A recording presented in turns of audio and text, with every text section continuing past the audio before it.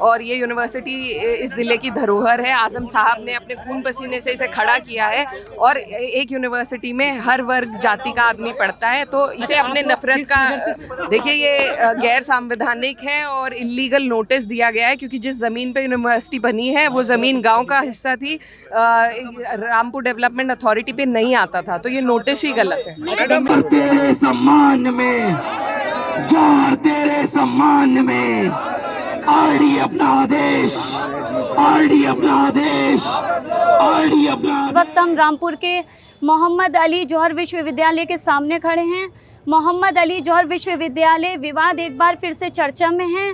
मोहम्मद अली जौहर विश्वविद्यालय परिसर ध्वस्तीकरण को लेकर यहाँ मौजूद जो छात्र हैं, जो समर्थक हैं, उनका कहना है कि ये विवाद, ये मुद्दा सिर्फ इमारतों का नहीं बल्कि उनकी शिक्षा का, उनके भविष्य का मुद्दा है। वहीं प्रशासन का कहना है कि जितनी भी कार्रवाई की गई है ध्वस्तीकरण में, वो सारी कानूनी प्रक्रिया के तहत की गई है। ऐसे में देखना यह है कि अब इस मुद्दे का, इस विवाद का समाधान किस तरह से होगा। एजुकेशनल इंस्टीट्यूट मौलाना मोहम्मद अली जौहर यूनिवर्सिटी, ऐसे इंस्टीट्यूट को गिराना आपको किसी भी हद से लगता है कि ये ध्वस्तीकरण की कार्रवाई कभी ठीक हो सकती है?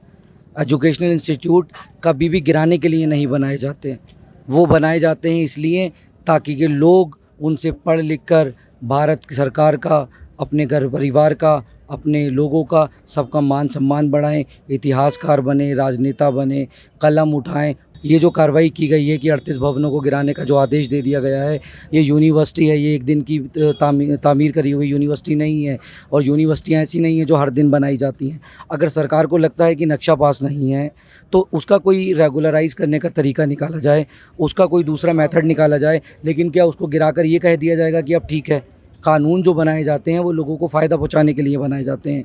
देखिए, हम कानून के खिलाफ तो बिल्कुल नहीं है, लेकिन जहां हजारों छात्रों की पढ़ाई चल रही है, वहां कोई भी फैसला लेने से पहले छात्रों के भविष्य के बारे में जरूर सोच लेना चाहिए। क्योंकि अगर हम इलीगल बिल्डिंग्स की बात करते हैं तो पूरे शहर में इतनी सारी इलीगल बिल्डिंग्स हैं कि अगर हम सभी को तोड़ ले पाए तो आधे से ज्यादा शहर टूट जाएगा। इसलिए हमें कोई भी फैसला लेने से पहले उन छात्रों के भविष्य के बारे में सोच लेना चाहिए।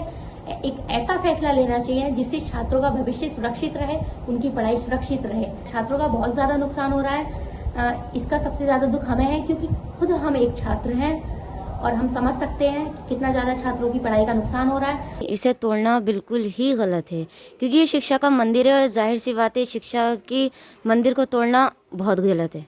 आप किस मांग को लेकर धरने पे बैठे हैं? हम इसीलिए धरने पर हैं कि जौहर यूनिवर्सिटी ना तोड़ी जाए। बस हमारी सबसे बड़ी मांग यही है कि इसे ना तोड़ा जाए। जी हाँ, जिस तरीके से आरडीए ने एक फरमान जारी करा है वो सरासर गलत किया, क्योंकि बिल्डिंग ही ध्वस्तीकरण नहीं होगी, कहीं ना कहीं बच्चों का मुस्तकबिल भी ध्वस्तीकरण हो जाएगा। तो जो आदेश दिया उसको वापस लिया जाए, हमारा बस यही अनुरोध है और कुछ नहीं। 4 साल में यहाँ हॉस्टल में रहा हूँ और 1 साल हमारा बचा हुआ है। सर, आपको क्या लगता है कि ये ध्वस्तीकरण जो चल रहा है परिसर में, उससे आपकी परीक्षाएं, आपकी शिक्षा प्रभावित किस तरह से हुई है? Yes ma'am, of course. जब ये ऑर्डर पास किया गया, जब ऑर्डर आया, उस क्लासेस डिस्टर्ब हुई है, कंटिन्यूसली क्लासेस डिस्टर्ब हो रही है, क्योंकि स्टूडेंट मेंटली डिस्टर्ब है, परेशान है, माँ बाप भी परेशान है कि अगर ये ध्वस्तीकरण किया जाता है, डिमोलिश किया जाता है, तो हमारे बच्चों का क्या होगा, आगे वो क्या करेंगे। और अब छुट्टी चल रही थी, कुछ स्टूडेंट घर पर थे, जैसे हम अपनी लॉ के स्टूडेंट है तो इंटर्नशिप हमारी हो रही थी, इंटर्नशिप भी पूरी नहीं कर पाए।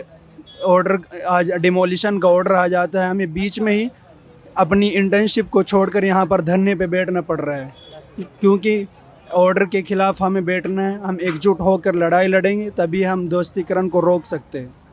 नहीं, अभी तक ना ही डीएम साहब ने आज तक यहाँ जौहर यूनिवर्सिटी के गेट पर आज लमसम 8 दिन हो गए, कोई भी प्रशासन आके ये नहीं पूछा है किसी तरीके का भी कि आपका कोई सॉल्यूशन निकाल लिया जाए, या किसी तरीके की कोई बात नहीं की गई है। ध्वस्तीकरण का जो ये आदेश पारित हुआ है, इससे बच्चों में एक दहशत है, बच्चे अपनी सही से पढ़ाई भी नहीं कर पा रहे हैं और उनमें एक दहशत का माहौल है।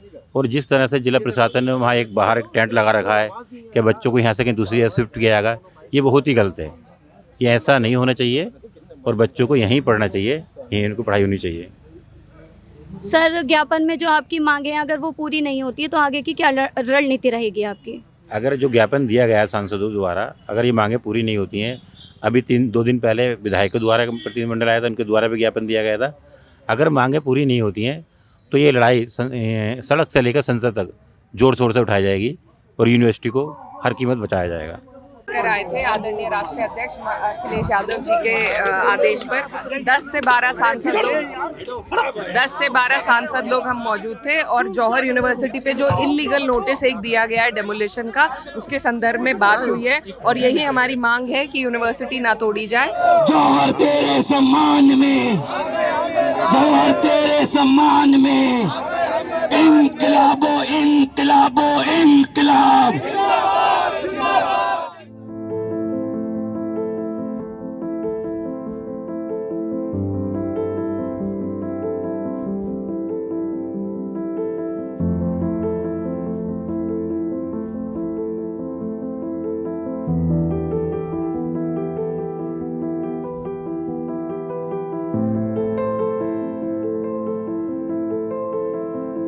खबर लहरिया, आपकी खबर आपकी भाषा।